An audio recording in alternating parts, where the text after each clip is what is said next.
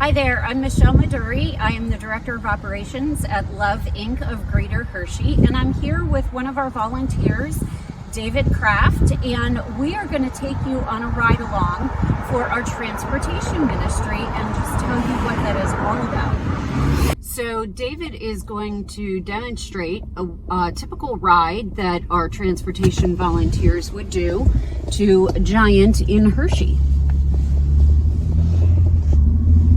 Go. So David, tell me how you learn about a ride need and sign up for it. Yeah, it's really pretty easy. There's a text message group that the drivers, can sign up for. And we get a text on a periodic basis of all of the needs. And if we identify one that we can meet the need, we just reply to the text and specifically say, I can go whatever time, whatever day, to whatever address. And then that's really it.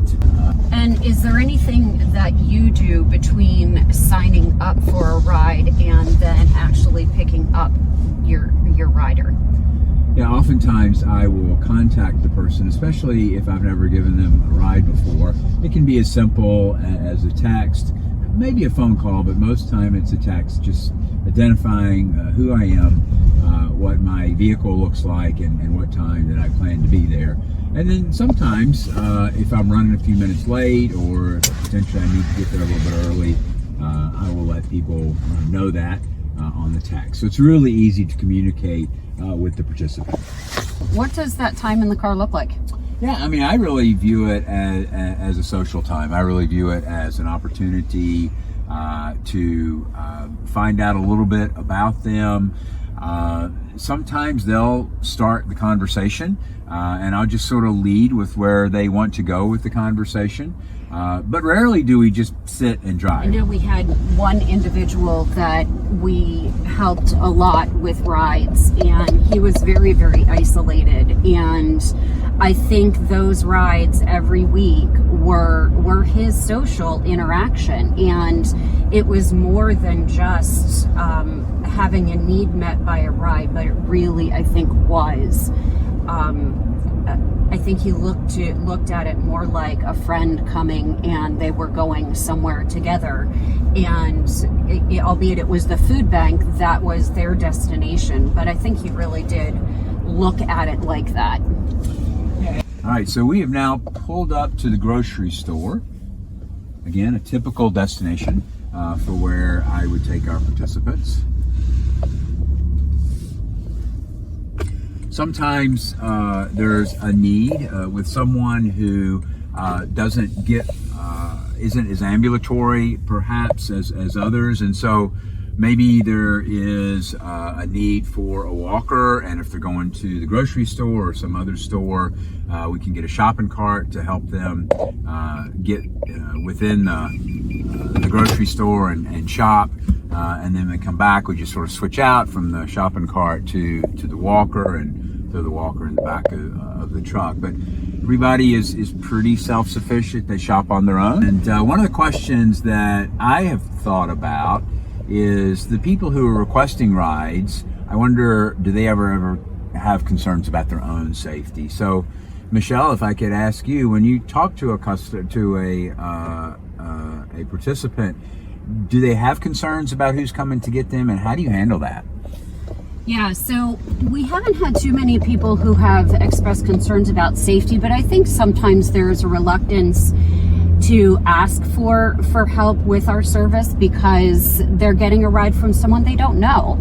So one of the things that I really would like them to know is that all of our volunteers that do transportation go through an application process, and they're all required to have all of their clearances.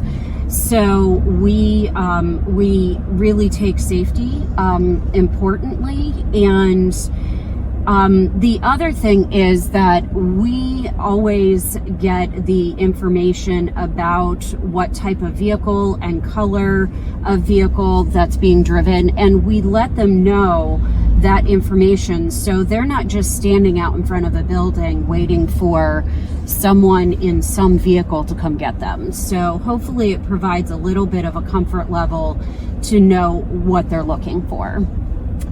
Sounds to me almost like Uber or a Lyft ride. You know exactly who you're signed up to go with. Exactly. Yeah, I think the only thing we don't give is the license plate number, probably because we don't have it. Yeah.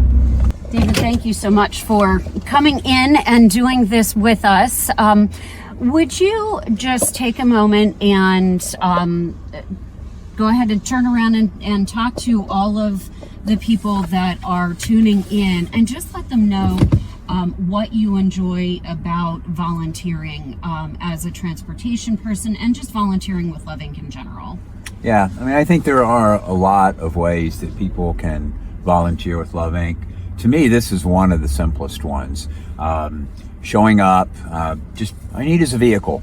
Go to someone's home who has a need, get to know them, have a little bit of social interaction with them.